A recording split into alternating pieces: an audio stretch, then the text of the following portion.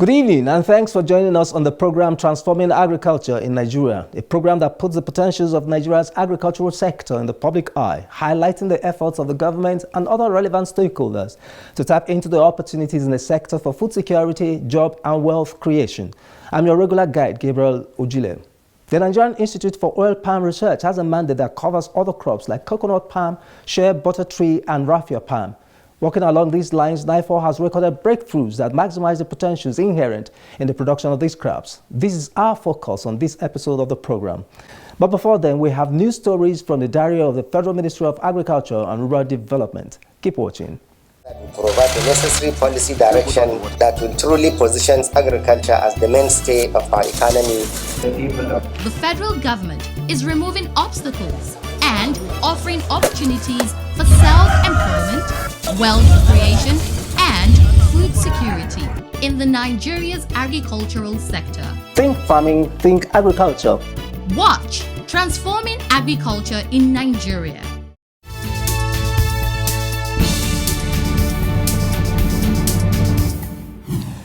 The program begins with news from the diary of the Federal Ministry of Agriculture and Rural Development.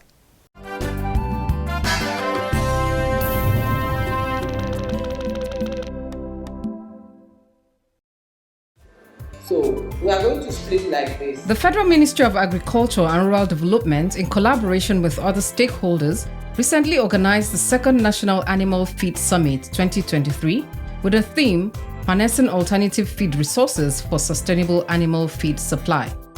The event attracted stakeholders from both private and public institutions. Speaking during the opening of the summit, the Minister of Agriculture and Rural Development, Mohammed Mahmoud Abubakar, stated that the summit was to provide a platform for stakeholders in the feed industry, both in the public and private sectors, to brainstorm and develop an animal feed policy that would encourage alternative ways of animal feed production to meet up with the demands in the country and for export. To meet the increasing demand for animal feed in Nigeria, there is need for innovation and technology to develop sustainable and efficient production method which will support small-scale and rural communities through extension services, training, and other support. Distinguished participants, it is worthy to note that the federal government, with its laudable initiative, is committed to providing necessary enabling environment for sustainable direct investment in the feed industry and other sectors. Also speaking during the occasion, the Permanent Secretary of the Ministry, Ernest Omahihe, who was represented by the Director of Fishery and Aquaculture, Ume Umo, congratulated the organizers of the summit. He added that Nigeria has potentials to produce 50 million metric tons of feed per year, but the country only produces 5 million metric tons per annum, leaving a huge gap which affects animal production negatively in Nigeria. Omahihe further stated that harnessing the potentials of feed industry in Nigeria will provide jobs for 20 million people and enhance animal production in Nigeria, saying that to actualize that, the private sector has great role to play. The private sector will remain in the lead while government provide the enabling environment through policies as well as supporting infrastructural systems, control processes and oversight. In order to achieve this vision, it is imperative that we work with the wide range of national and international stakeholders to speed up the transformation and repositioning of agricultural and indeed livestock production to meet contemporary aspiration of wholesomeness and commercialization for increased farm inputs and national income as well as well-being of our people. Other stakeholders made presentations on the way forward to enhance alternative feed production in Nigeria.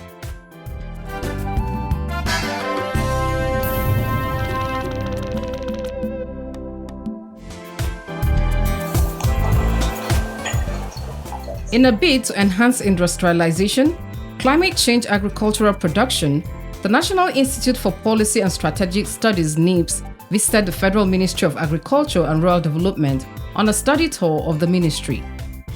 Speaking during the visit, The Director General, NIPS, Professor Ayo Omotayo, stated that the institute has the mandate to conduct research on topical issues that affect socio-economic development of Nigeria. This year, the theme for Senior Executive Course 45-2023 is Industrialization, Energy Security and Climate Change, Issues, Challenges and Prospects. In view of the numerous challenges facing our country in the areas mentioned in the theme, the President has asked, or rather tasked the course to conduct a research on the theme in order to identify and recommend solutions to the issues and challenges faced by our country in respect of industrialization, energy, security, and climate change in Nigeria, and also to look at the prospects. For this purpose, Study Group 1 was therefore tasked to conduct a study tour of your ministry and the Ministry of Mines and State Development. In his reaction, the Honorable Minister of Agriculture and Rural Development, Mohammed Mahmoud Abubakar, stated that the studies of the institute will help the ministry in ensuring environmental-friendly agriculture and industrialization in Nigeria, and that the ministry will remain committed to collaborating with the institute. Responsibility of ensuring a balance between environmental conservation, technology application, health management, agribusiness undertaking and industrial production, the connecting quest for livelihood, engagement and economic exploitation demands continuous commitment to total quality management in all the aspects of science, technology and innovation endeavors. It will enable us to achieve our goals for an environment-friendly food sufficiency and domestic industrialization. In this perspective, I believe that the focus and outcome of the 2023 NIPS Senior Executive Course 45 on industrialization, climate change, and energy security will continuously engage state and non-state stakeholders in the country's socio-economic development process. Are we having any discussion? Yes, we'll have it.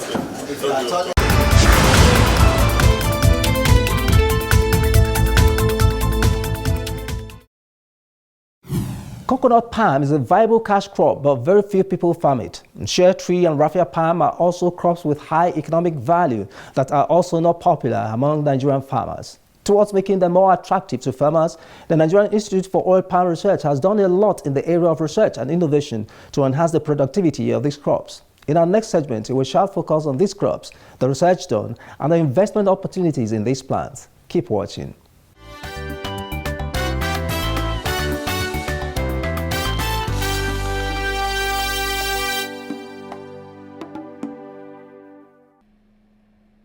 Coconut palm is a tree that produces coconut. It is used for a wide range of things.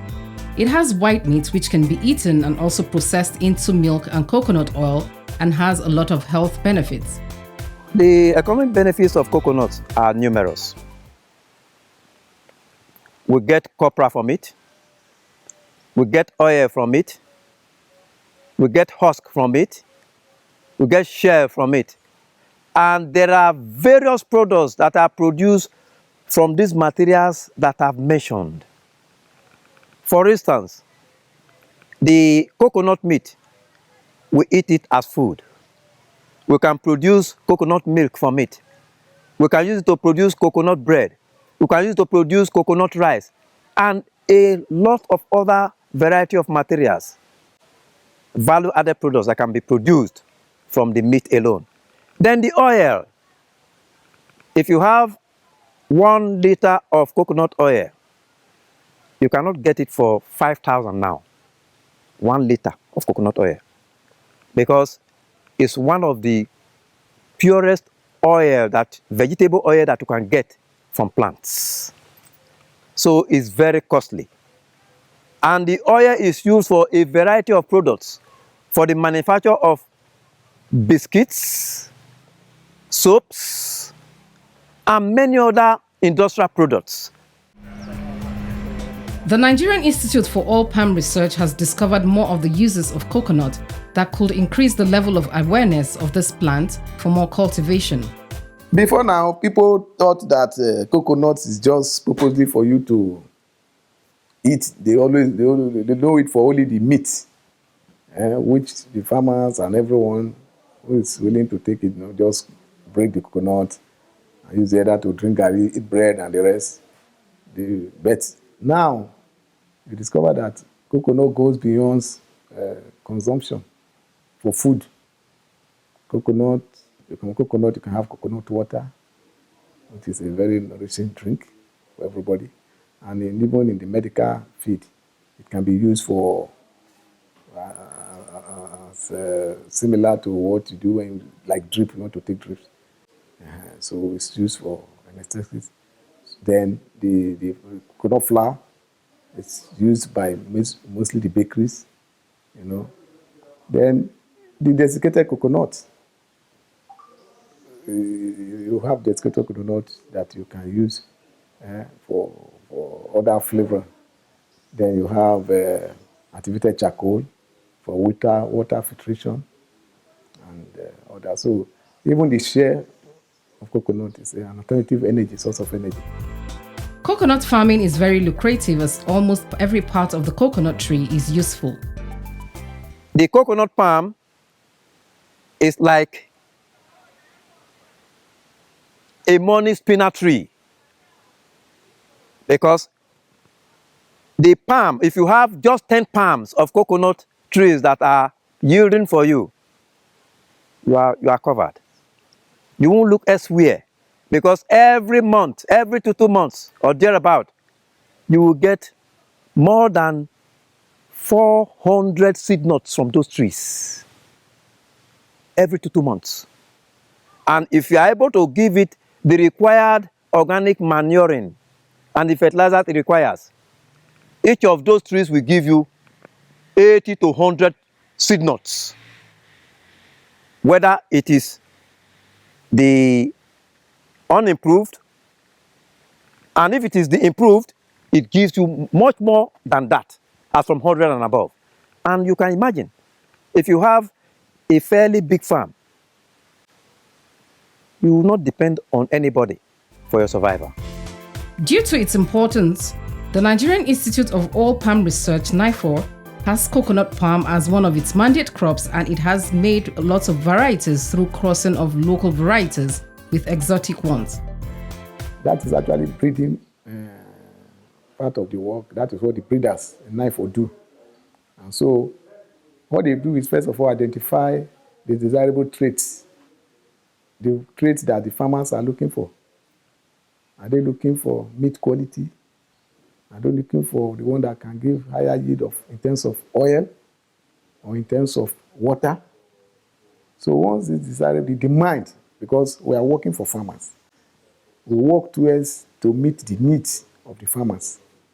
Our target is to meet the farmers' needs. So whatever the farmers are, the industry is looking for, that is where we target our research. NIFOR has researched into the genetic improvement and production of coconut and has made a breakthrough in reducing the gestation period of the coconut palm from 8 years to 4 years. I want to show you a coconut tree that is just 6 years old. One of the hybrid materials that we have on this field. You can see it carrying many bunches if they are hybrids. Then if they are dwarf materials, 3 to 4 years, they start to produce. One of the advantages of the improved variety of coconut palm over the unimproved is that the improved one has better yields in number of coconuts and the oil that can be processed from the coconut meat. The improved variety produce more than 100 seed nuts per palm. 1 hectare, it will give you as from 20,000 to 24,000 seed nuts from 1 hectare. 1 hectare is around 2.5 acres, approximately 2.5 acres. So the unimproved materials produce about 10,000 for 1 hectare. You have 204 trees in 1 hectare. 204 trees. So which means we have around 50 nuts per tree from the unimproved materials. Understanding good agronomic practices of coconut farming is another area the Institute has made research into. This is the type the farmer can buy. Once it is bought, they will dig 50 cm by 50 cm by 50 cm hole. Place some organic matter at the bottom of the hole. Remove this polythene bag, tear it at the bottom, and draw it off the ball of earth without breaking the ball of earth, and plant the ball and plant the coconut that way, leaving about 5 cm. Don't cover the hole completely, so that when it rains, it can retain some water. After planting, it is also important for farmers to understand that the early stage of plants requires protection from unwanted materials. At the young stage, it must be protected against rodents, grass cutters, because it tastes like sugar to grass cutters. And once they taste one, if you like, plant 1 million in that field, within a few months, they will finish all, unless you protect the seedling in the farm with wire collars. Then you must apply some organic matter, organic manure, whether it is dead leaves or materials from corn, any organic matter, waste. Place it around the base. And when they start to decay, you see the palm growing luxuriantly. Weeding, if you are using manually, you need about 6 to 7 times weeding in a year, because it doesn't like weed. Coconut is a crop that does not know how to tolerate competition with weed. So you must always weed and keep the environment clean.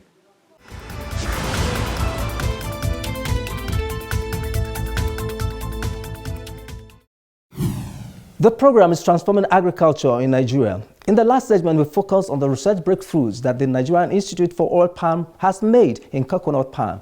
In our next segment, we will see the same effort NIFOR put in to make the cultivation of the Shea tree and raffia palm more attractive to farmers. We will also showcase effort made by the Institute in collaboration with other stakeholders to transfer the technologies to farmers and others. Keep watching.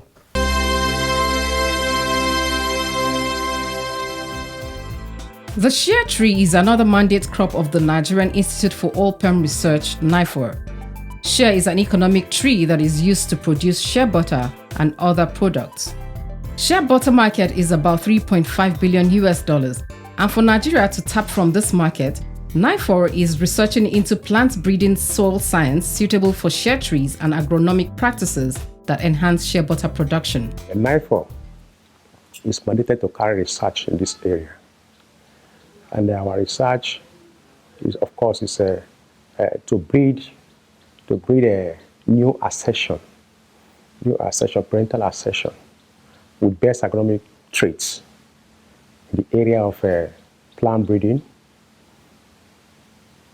agronomy, study, soil science, and land preparation. We also have the molecular study, the biology of this crop, and also, of course, other areas that is needed for nutritional value of shea butter. One of the major breakthroughs the Institute has made, which has enhanced shea butter production in Nigeria, is the reduction of gestation period of the plant from 28 years to 7 years.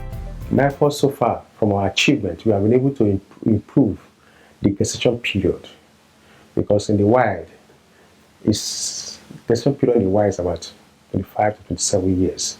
But with grafting method, which NIFOR has developed, we have been able to reduce gestation period to 5 to 7 years. So of grafted shea seedlings. So you don't need to wait for the next 20 years or thereabouts before you harvest your shea fruits, like the ones in the wild. But if you get to our substation and build another state, we can give you, sell to you, shea tree seedlings of grafted ones that have the gestation period of 5 to 7 years. Raffia palm is another mandate of NIFOR. It is used for the production of wine, baskets, and other products. You have the Pennsylvania, the the pestle that you use in making mats, crafts, and all that. You have the fiber that you use in making ropes. But then the raffia, the main product of the raffia palm wine, the raffia palm is the raffia palm wine. That is the major product of the palm. Due to the economic importance of raffia palm, NIFOR has researched and developed different varieties of the plant. NIFOR has been able to provide varieties, raffia varieties that are high yielding, disease resistant, and then apart from high yielding and disease resistant, it is also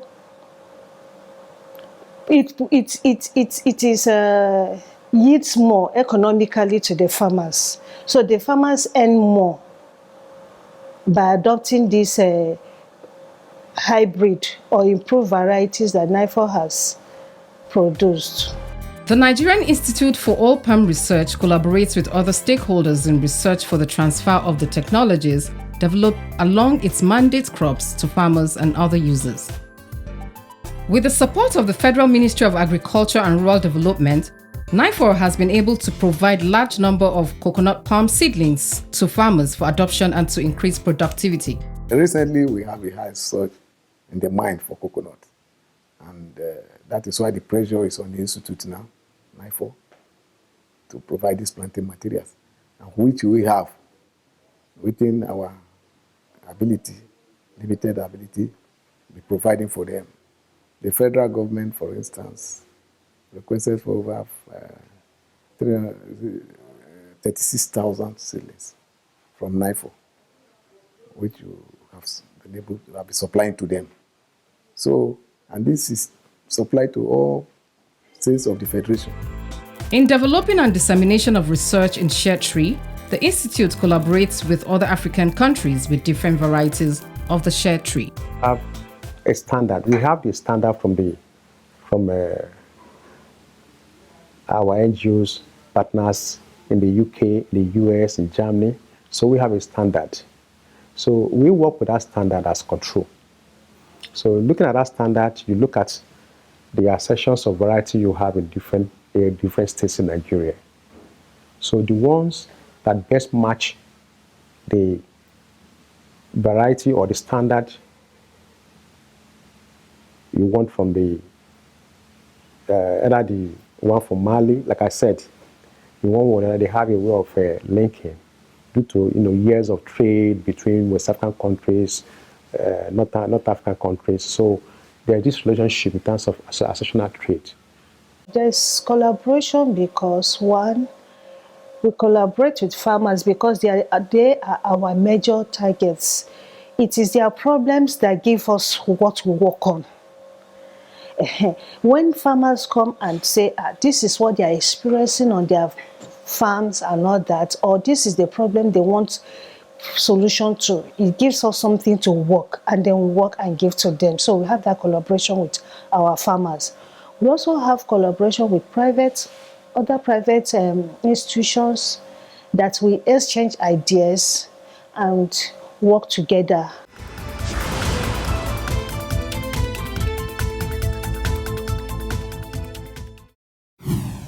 This ends our series on the Nigerian Institute for Oil Palm Research. No doubt, NIFOR has made a great impact to the cultivation and value addition of its mandate crops, namely oil palm, raffia palm, shea tree, and coconut palm. From reduced gestation periods to increase in yield, these crops have a lot of potentials for employment and wealth creation in Nigeria. Join us again, same time, same station next week for another interesting episode on transforming agriculture in Nigeria. I'm Gabriel Ojile. Bye for now.